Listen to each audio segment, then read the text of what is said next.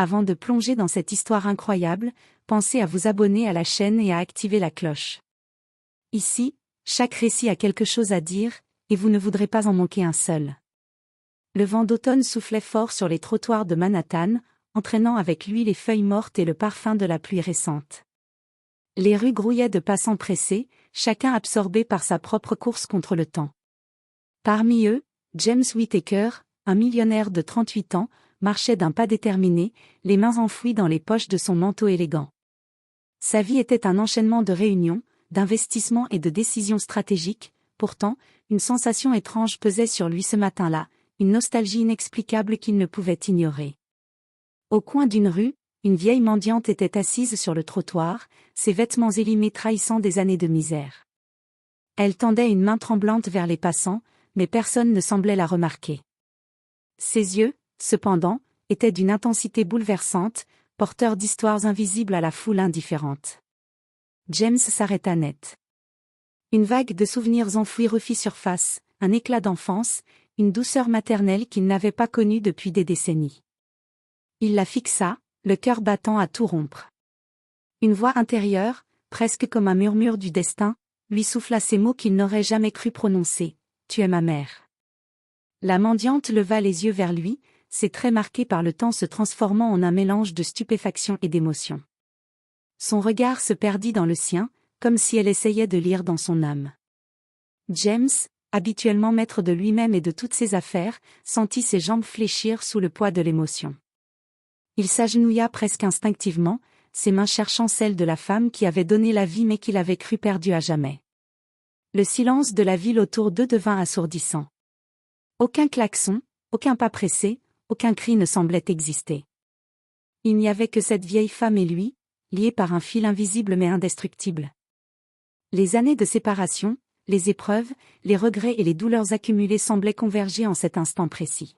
« James » murmura la femme, sa voix brisée par l'émotion, et dans ce simple mot résonna tout un passé oublié. Pour la première fois depuis sa naissance, James sentit un véritable foyer, un lien sincère et inaltérable. Et même si la route devant eux serait longue et semée de défis, il savait déjà que sa vie ne serait plus jamais la même. Après l'émotion du premier instant, James resta à genoux devant sa mère, incapable de parler. Elle lui prit doucement les mains et les serra, comme pour lui dire que tout allait bien, malgré les décennies de séparation et de silence. Ses yeux, rouges et fatigués, brillaient encore d'une lueur de vie, rappelant à James les rares souvenirs d'enfance qu'il avait de sa mère, son rire, ses histoires du soir, la chaleur d'un foyer qu'il n'avait jamais vraiment connu. « Comment est-ce possible ?» murmura-t-il enfin, la voix étranglée. Sa mère secoua lentement la tête, un sourire triste sur les lèvres. « Je ne sais pas, je n'ai jamais cessé de penser à toi, mais la vie, elle nous a séparés. » James sentit une boule dans sa gorge. Toute sa vie, il avait cherché quelque chose qu'il ne pouvait nommer, un vide, une absence qu'aucune richesse, aucun succès ne pouvait combler. Et maintenant, face à elle, ce vide commençait enfin à se combler. Il l'aida à se lever doucement. Elle était frêle, ses mains tremblaient, mais son regard gardait une force silencieuse, une dignité que rien ni personne n'avait pu briser. James se pencha vers elle et chuchota, « Je vais prendre soin de toi, comme tu aurais dû être prise soin de moi. » Elle sourit, un sourire doux amer, et laissa tomber une larme sur sa joue ridée. Autour d'eux, la ville continuait sa course, mais pour James, le temps semblait suspendu. Il savait qu'il venait de vivre un moment décisif, un tournant dans sa vie. Après quelques minutes, il lui proposa de l'accompagner chez lui, un endroit qu'elle n'avait jamais connu mais qui allait devenir son refuge. Elle hésita un instant, regardant les passants, les voitures et les lumières de la ville, comme pour s'assurer que ce monde n'était pas un rêve. Puis, enfin, elle prit sa main et accepta.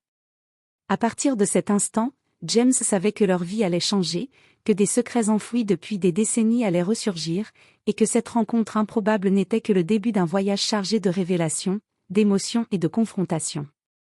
Le trajet en voiture jusqu'à l'immense pentouse de James se fit dans un silence chargé d'émotions. Sa mère, Margaret Whittaker, regardait par la fenêtre, les yeux perdus dans le paysage urbain qui défilait. Chaque gratte-ciel semblait lui rappeler ce qu'elle avait perdu, une vie stable, un foyer pour son fils, et toutes les promesses brisées par le temps et la pauvreté. Une fois arrivé, James l'aida à entrer dans l'appartement, chauffé et décoré avec goût, mais étrangement froid malgré son luxe. Margaret posa ses mains tremblantes sur le fauteuil du salon et s'assit doucement. James resta debout, incapable de trouver les mots justes pour exprimer toute la culpabilité et le soulagement qui l'envahissait.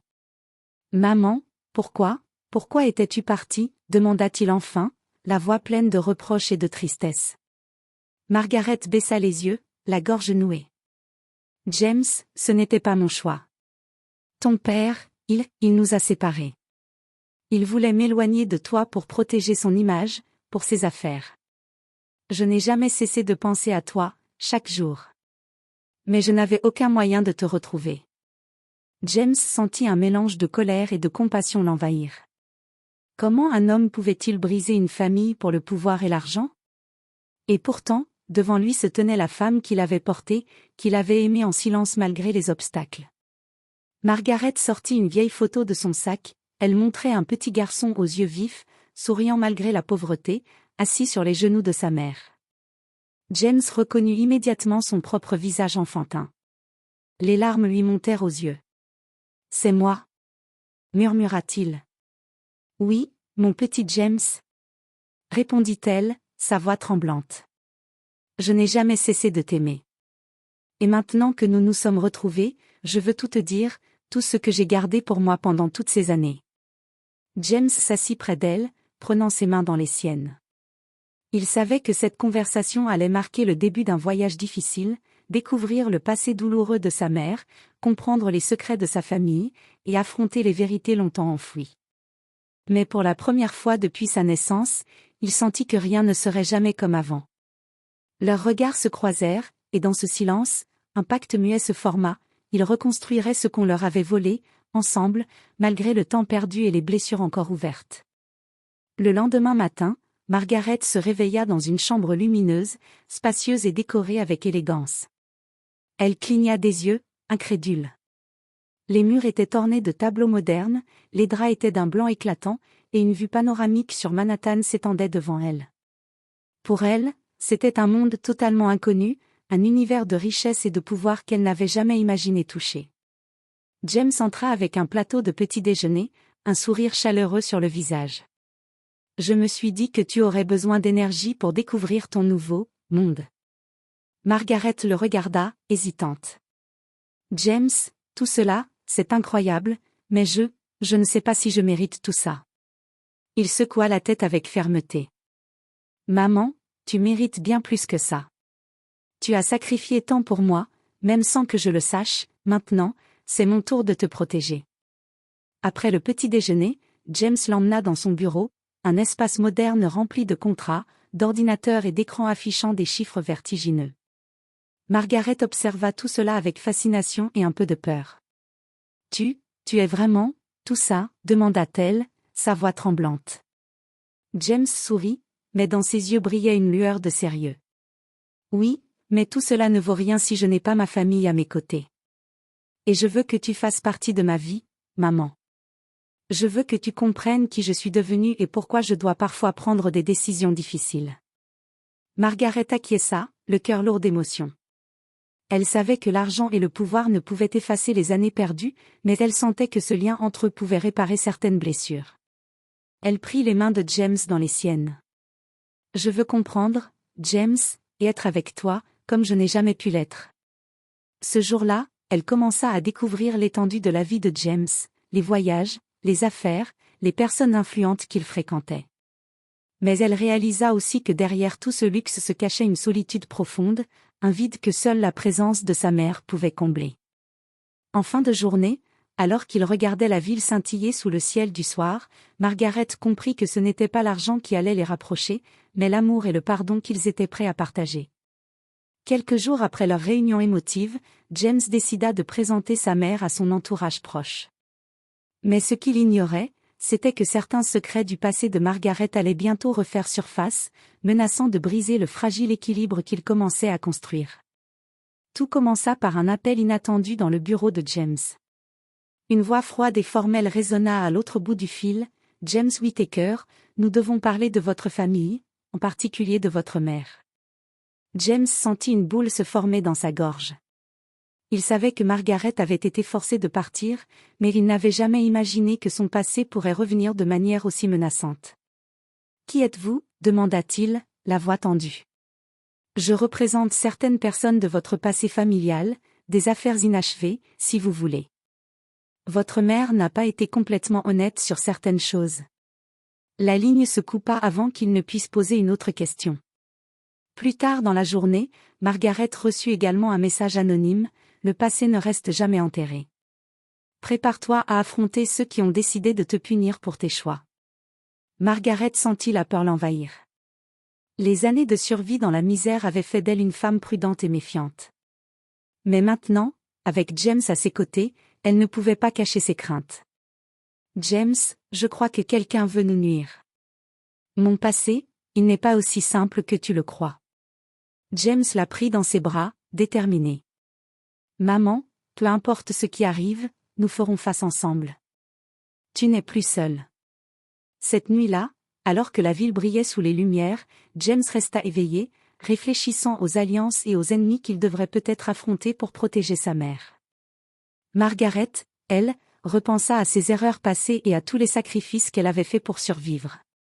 Elle savait que le chemin pour reconstruire leur relation serait semé d'embûches, mais elle était prête à tout affronter pour rester aux côtés de son fils. Ainsi, ce qui avait commencé comme une réunion émotive et joyeuse se transforma lentement en un affrontement imminent avec le passé, un passé qui n'avait pas encore livré tous ses secrets. Et James comprit qu'il ne suffisait pas de posséder richesse et pouvoir. Pour protéger ceux qu'il aimait, il devrait affronter des ennemis bien plus dangereux que tout ce qu'il avait connu dans le monde des affaires. Les jours suivants, James et Margaret commencèrent à ressentir la pression du passé qui revenait les hanter. Des lettres anonymes, des appels mystérieux et des visites inattendues perturbaient leur quotidien. Chaque détail, chaque mot semblait chargé de menaces, comme si quelqu'un observait chacun de leurs mouvements. James décida de prendre les choses en main. Il engagea un détective privé, Marcus Reynolds, un homme expérimenté dans la surveillance et les enquêtes sur des affaires sensibles. Ensemble, ils commencèrent à retracer les étapes de la vie de Margaret, cherchant à comprendre qui pourrait vouloir leur nuire et pourquoi. Margaret, bien que nerveuse, se sentit revigorée par le soutien de son fils. Elle commença à raconter certains épisodes qu'elle avait longtemps gardés secrets, les pressions de son ancien mari, les menaces subies lorsqu'elle avait tenté de protéger James, et les sacrifices qu'elle avait dû faire pour survivre dans la pauvreté. Chaque récit révélait des blessures profondes, mais aussi une force et une résilience que James n'avait jamais pleinement comprises. Pendant ce temps, les premières révélations du détective commencèrent à apparaître. Certaines figures influentes, liées au passé de Margaret, semblaient toujours exercer un contrôle sur des aspects de sa vie. Des partenaires d'affaires, d'anciens collègues et même des membres éloignés de la famille avaient un intérêt à maintenir le silence ou à la punir pour ses choix. Un soir, alors que James et Margaret revoyaient les documents rassemblés par Marcus dans le bureau du Penthouse, un bruit étrange retentit à la porte d'entrée. Une enveloppe sans expéditeur était glissée sous le tapis. Margaret la ramassa avec des mains tremblantes. À l'intérieur, une simple phrase était écrite. « Le passé n'oublie jamais. Bientôt, vous paierez pour vos erreurs. » Leur lien, déjà fragile mais solide, se renforça instantanément. James la prit dans ses bras, déterminé à protéger sa mère à tout prix. « Maman, quoi qu'il arrive, personne ne te fera de mal. Je te le promets. » Cette menace marqua un tournant, ils comprirent que leur bonheur retrouvé était désormais étroitement lié à leur capacité à affronter les fantômes du passé. Et pour James, il devint clair qu'il ne pouvait pas seulement utiliser son argent et son pouvoir pour protéger sa mère, il devait aussi déjouer les intrigues et comprendre les secrets qui avaient façonné sa vie. Les jours qui suivirent furent remplis de tensions et de vigilance constante. James avait renforcé la sécurité de son Penthouse et demandé à Marcus de surveiller chaque mouvement suspect. Margaret, quant à elle, sentait l'ombre du danger planer sur eux, mais elle refusait de se laisser paralyser par la peur. Un matin, Marcus fit irruption dans le bureau de James avec des informations alarmantes. « J'ai identifié certaines des personnes qui pourraient être derrière ces menaces. Elles sont liées à ton passé familial, James. Et certaines ont beaucoup à perdre si votre secret sortait au grand jour. James fronça les sourcils. Montre-moi.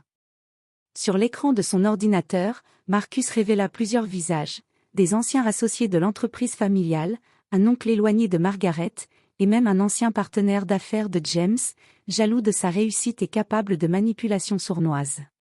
Chaque nom était une pièce d'un puzzle inquiétant, et James comprit qu'ils avaient affaire à des ennemis à la fois rusés et déterminés.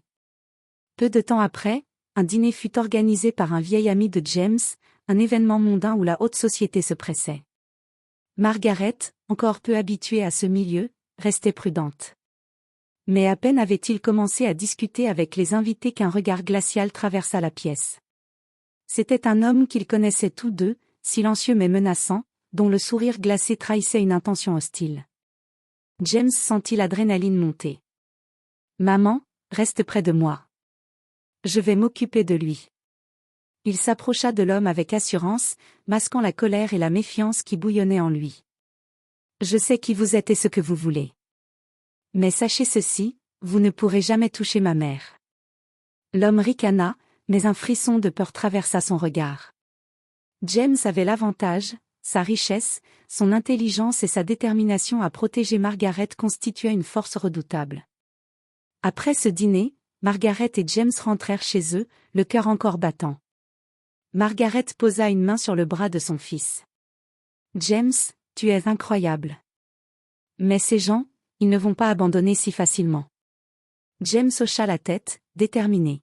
« Je le sais. Mais nous avons quelque chose qu'ils n'auront jamais, la vérité est notre lien. Et ça, personne ne peut nous l'enlever. » Cette nuit-là, alors qu'ils regardaient la ville s'illuminer, tous deux comprirent que la bataille ne faisait que commencer. Mais pour la première fois, ils se sentaient prêts à l'affronter ensemble. Quelques jours plus tard, alors que Margaret se promenait dans un parc voisin du Penthouse, un événement inattendu survint. Une voiture noire s'arrêta brusquement à côté d'elle, et deux hommes en costume descendirent avec des regards menaçants. Avant qu'elle ne puisse réagir, ils tentèrent de l'attraper. Margaret hurla, mais l'adrénaline et la peur paralysèrent presque ses mouvements. Heureusement, James, qui avait insisté pour la suivre discrètement, surgit d'une allée adjacente. Avec rapidité et précision, il maîtrisa les deux agresseurs, utilisant à la fois sa force et son sang-froid, tout en appelant Marcus pour renforcer la sécurité. Après l'incident, Margaret était en état de choc. Elle se tenait dans les bras de son fils, tremblante et terrifiée. « James, pourquoi quelqu'un voudrait me faire du mal ?» balbutia-t-elle. James la serra contre lui. « Maman, je te l'ai dit, certaines personnes de ton passé ne veulent pas que nous soyons réunis. Mais je te protège. Personne ne pourra te toucher tant que je serai là. » Cet événement déclencha une décision cruciale pour James, il ne pouvait plus se contenter de réactions. Il devait passer à l'offensive. Marcus et lui commencèrent à retracer chaque lien de Margaret, chaque ennemi potentiel, et à élaborer une stratégie pour neutraliser ces menaces avant qu'elles ne deviennent plus dangereuses. Margaret, malgré la peur, prit conscience qu'elle avait désormais un allié puissant et déterminé à ses côtés.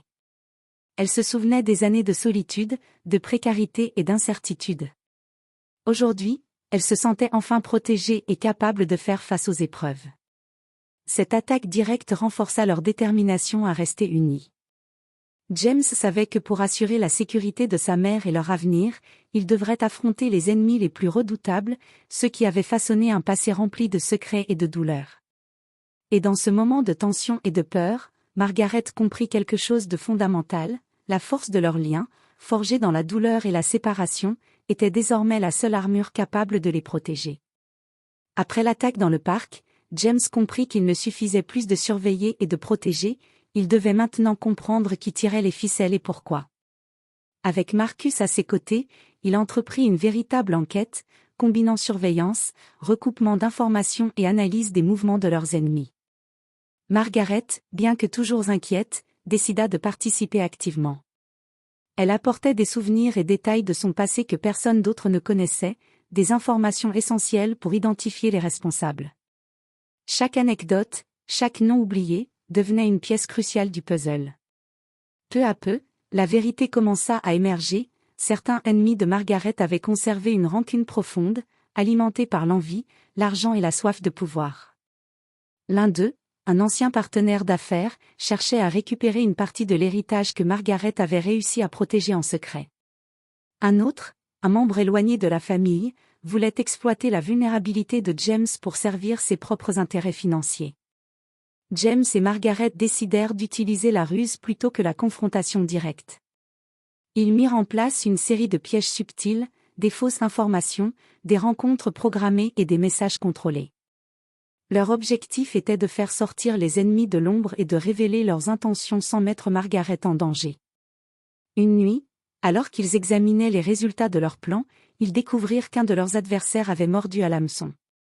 La personne en question venait de se dévoiler en essayant d'accéder à des documents falsifiés dans le bureau de James. Ce fut une révélation choc, mais aussi une victoire. James et Margaret avaient réussi à forcer un ennemi à se montrer, ouvrant ainsi la voie à d'autres manœuvres pour neutraliser les autres menaces. Margaret, regardant son fils avec admiration et fierté, réalisa combien il avait grandi, non seulement en tant qu'homme d'affaires, mais aussi en tant que protecteur. James, je n'aurais jamais cru que nous pourrions faire ça, ensemble. James lui prit les mains. Maman, nous sommes une équipe maintenant. Ce n'est pas seulement moi qui te protège. C'est nous. Nous allons sortir de tout cela plus fort que jamais. Cette nuit-là, mère et fils comprirent que chaque danger affronté ensemble renforçait leur lien, et que leur confiance mutuelle était désormais leur arme la plus puissante contre ceux qui cherchaient à les détruire.